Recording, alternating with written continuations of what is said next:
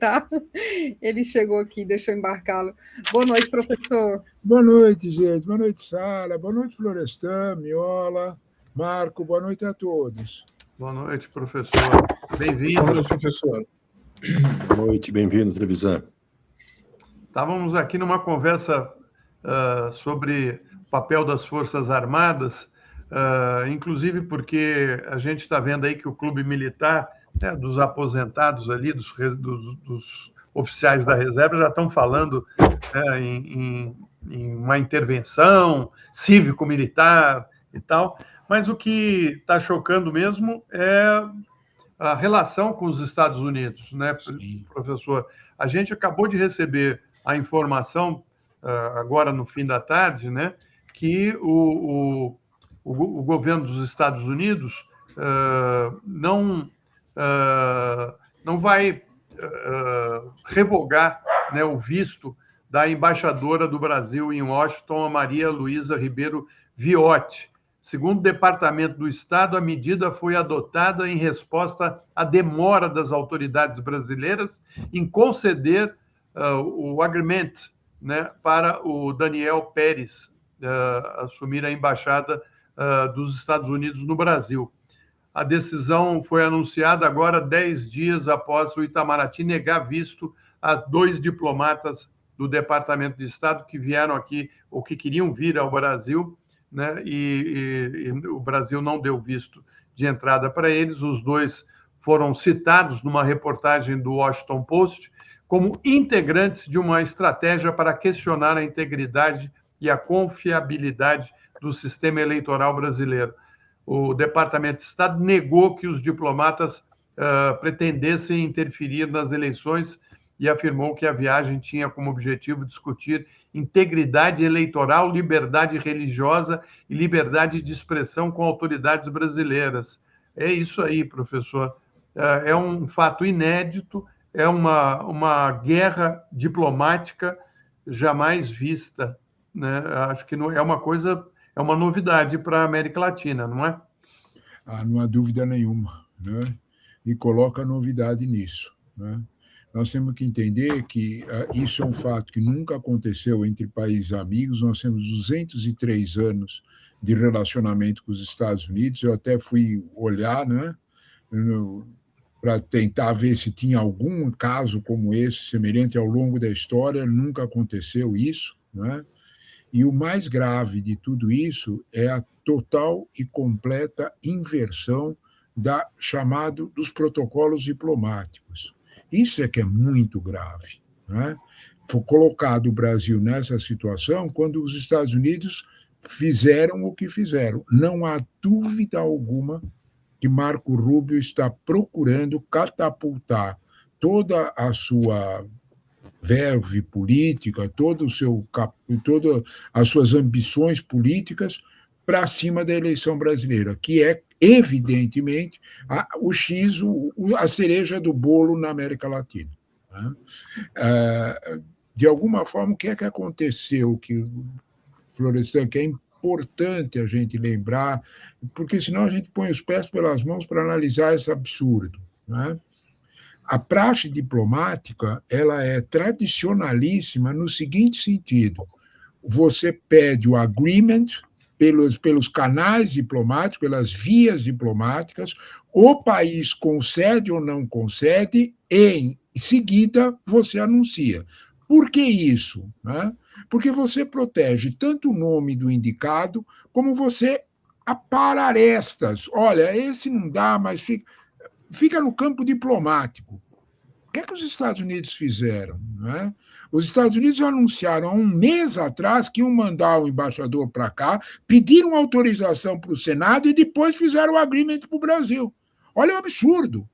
Isso são fatos, eu não estou fazendo qualquer opinião, são fatos.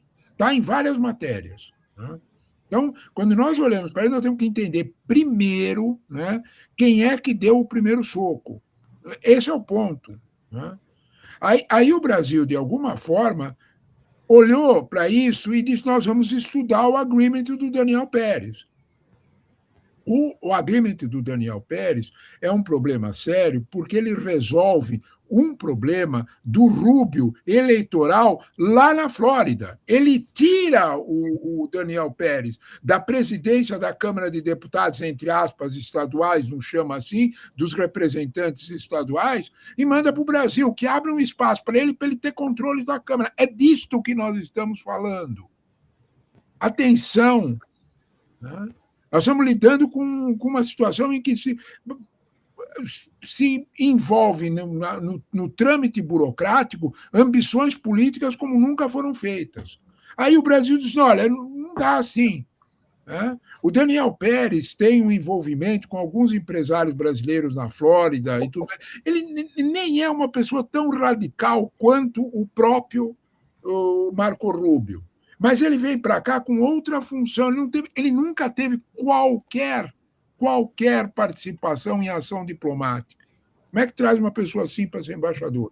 O Brasil, de certa forma, falou, bom, tudo bem, nós vamos analisar. Quando observaram que eles já tinham pedido a autorização para o Senado, a praxe era do Brasil dizer, calma lá, nós vamos observar isso. Aí eles invertem a situação completamente e dizem que é o Brasil que está negando o agreement e expulsam a diplomata brasileira. Desculpa,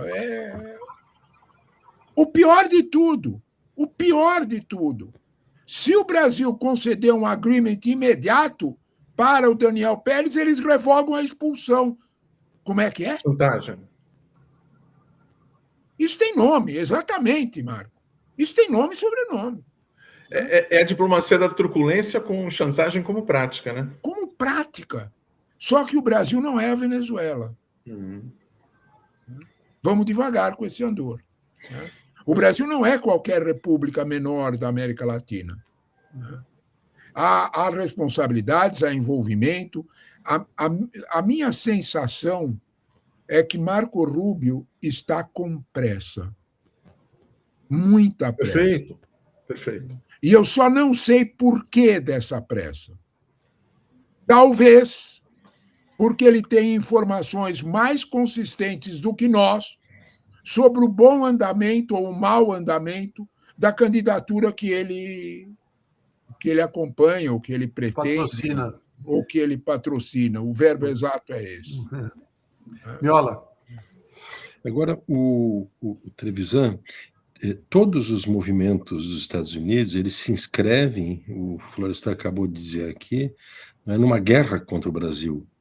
E são atos políticos, né, muito gravosos, que não têm fundamentação técnica, né, ou formal ou legal, seja no tema das tarifas, na tentativa de enviar emissários do Departamento de Estado para escarafunchar o sistema de urna eletrônica no Brasil, agora com esse movimento, né? E só corroborando o que tu acabas de dizer, da gravidade do que nós estamos vendo, que é uma decisão baseada em mentiras, e não menos do que mentiras, porque todo o protocolo diplomático que foi rompido, a concessão do agreement, ele se dá num contexto secreto, exatamente nos termos que tu falaste. Isso. É um contexto absolutamente diplomático. Isso, e é o último estágio, né, para o aceite de um país, que é uma construção, né, interestatal para não causar constrangimentos e crises evitáveis. Mas tem um agravante ainda, que o Senado dos Estados Unidos não aprovou o Daniel Pérez. Isso.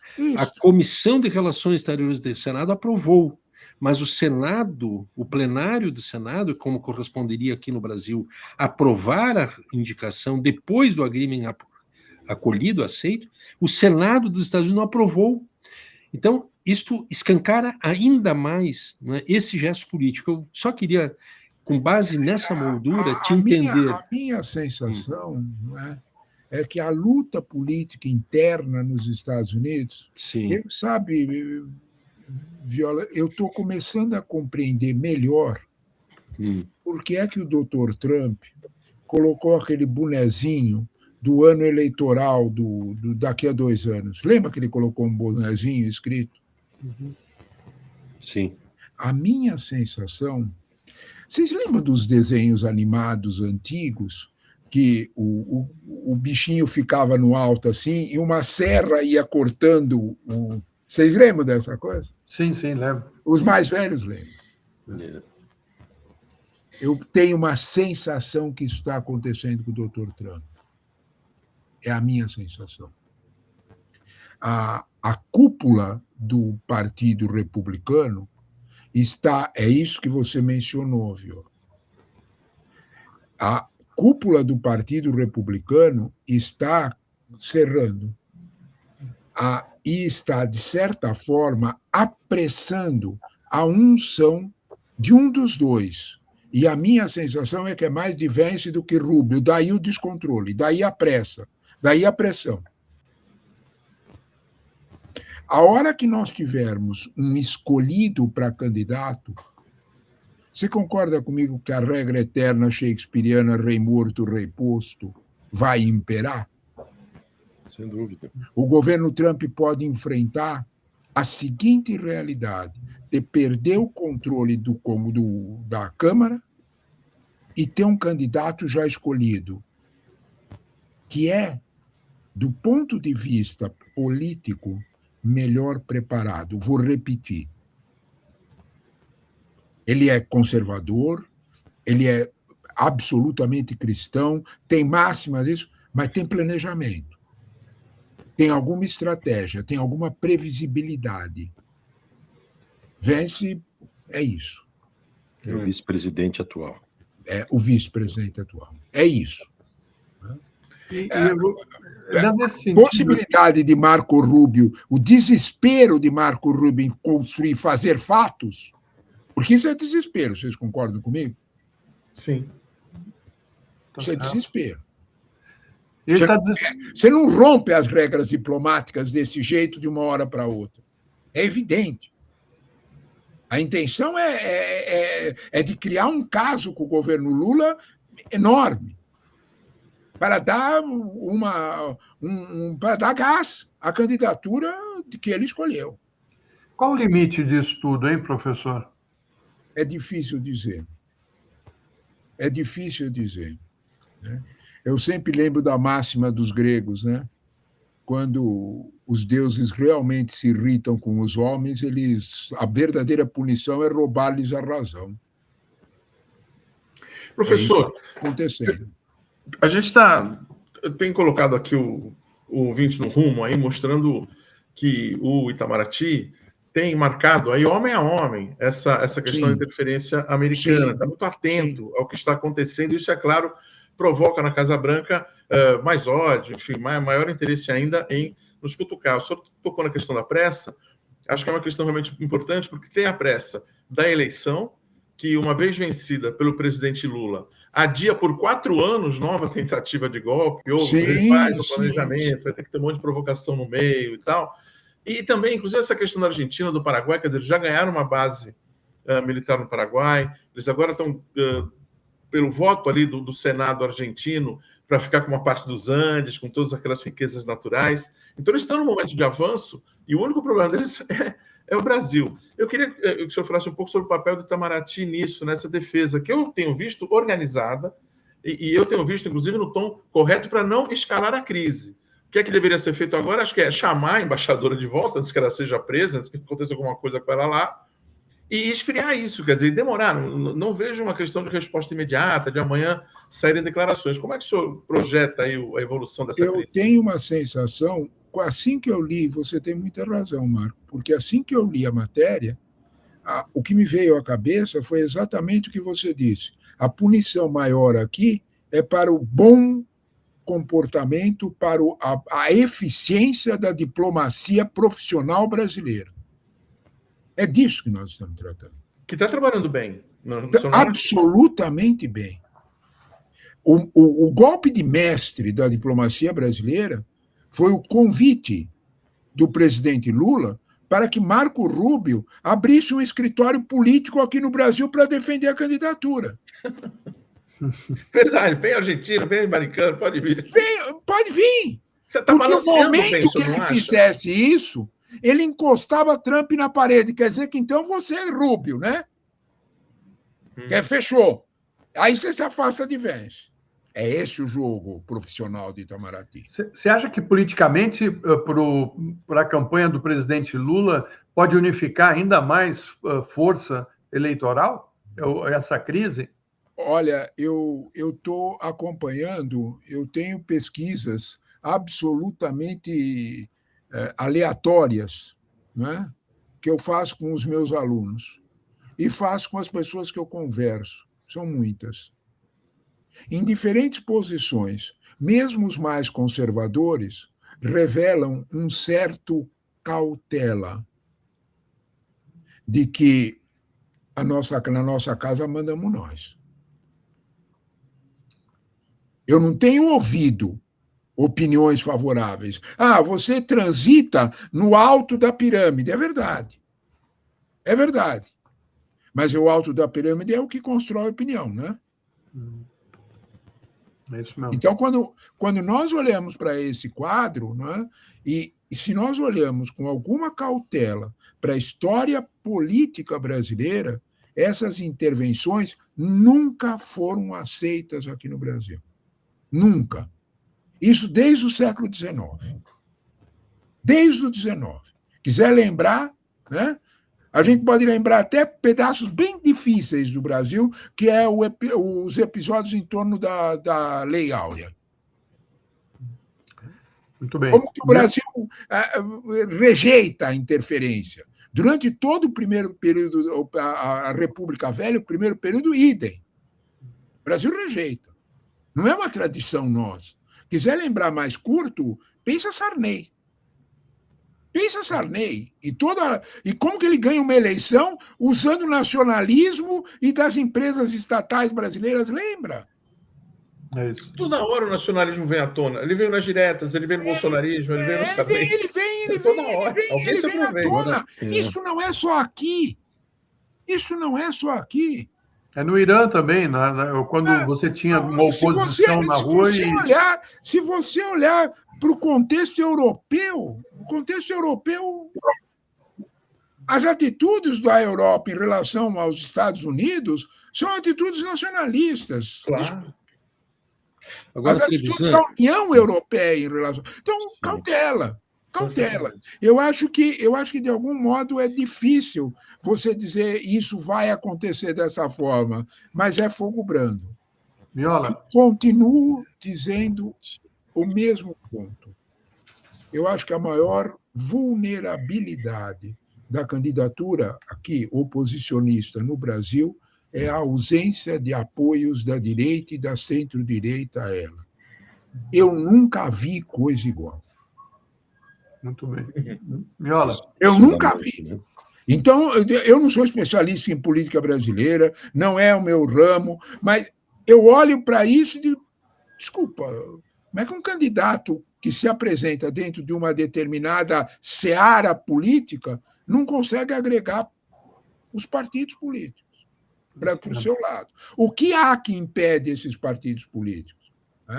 Você imaginar que o senhor Ciro Nogueira, ou o Rueda, ou o Kassab são mal informados, eu acho melhor não achar isso. Eu acho melhor não achar isso. Trevisan, ao mesmo tempo que nós temos essa situação de isolamento do Flávio Bolsonaro, dessa candidatura, né, da extrema-direita, no plano doméstico, ela tem este apoio internacional, né, que é muito nefasto. Isso. Nós estamos vendo aqui atuações abertas, claras, declaradas. Né? Eu te pergunto, além disto, que é da aparência que está na superfície e que é verificável, né, como o dia de hoje, esses ataques,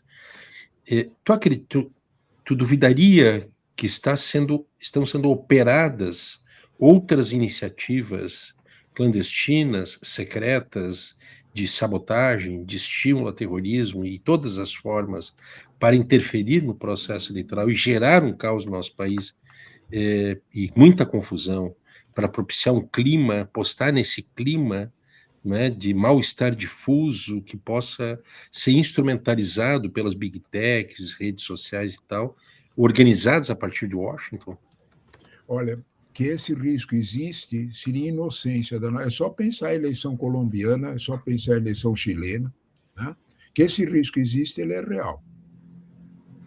Mas o que eu faria, e eu acho que você me deu essa possibilidade da gente juntar as coisas, é que a resistência ao nome do candidato oposicionista pelas lideranças de direita e querem ficar longe exatamente disso. Eles sentiram o cheiro de que o eleitor não está indo por esse lado.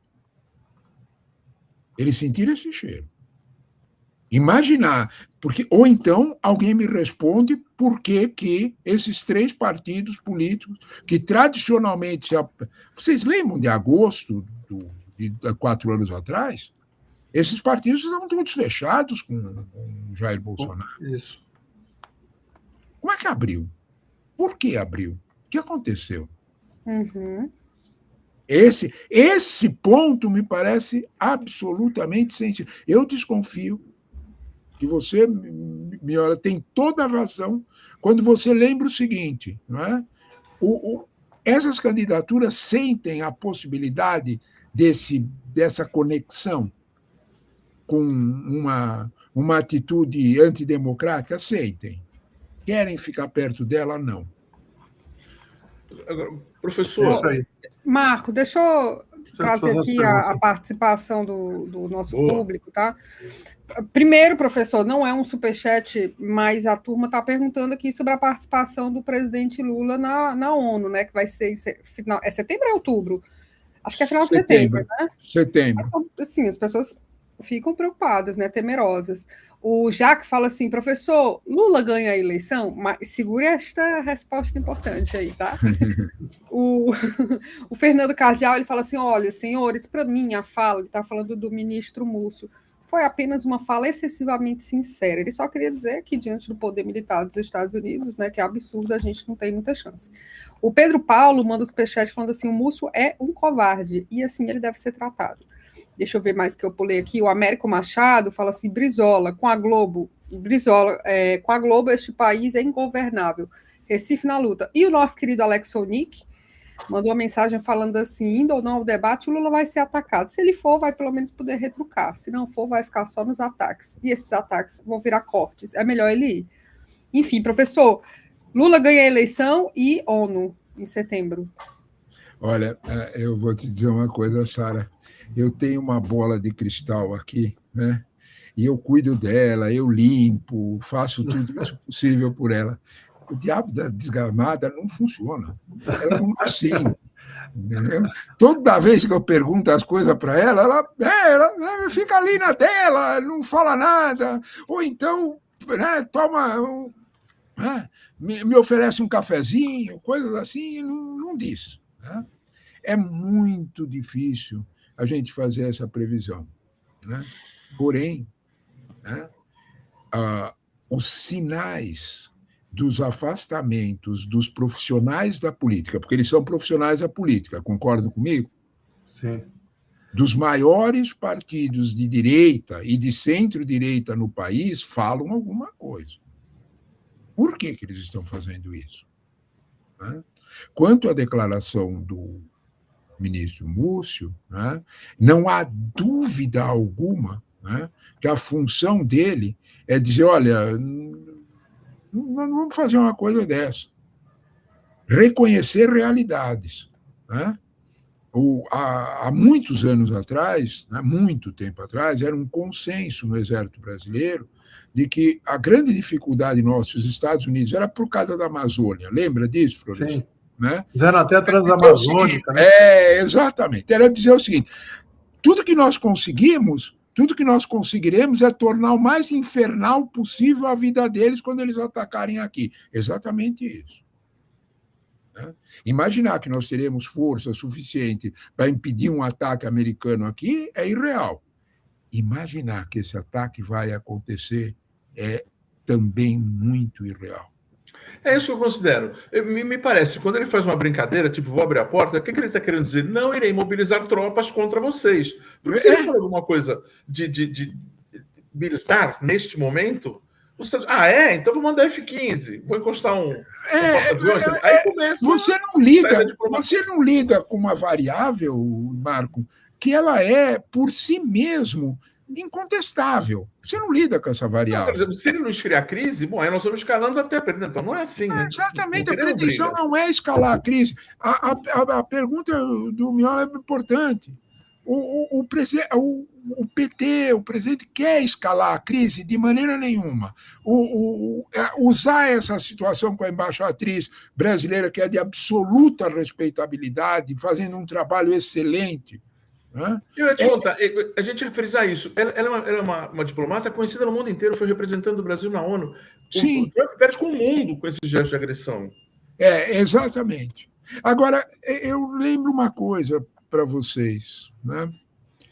Atenção, meus amigos, e eu peço, assim, com toda cautela no que eu vou dizer, a força que mais enfrenta Donald Trump não é a universidade, não é a mídia, não são os empresários e nem a justiça americana. Desculpe, também não.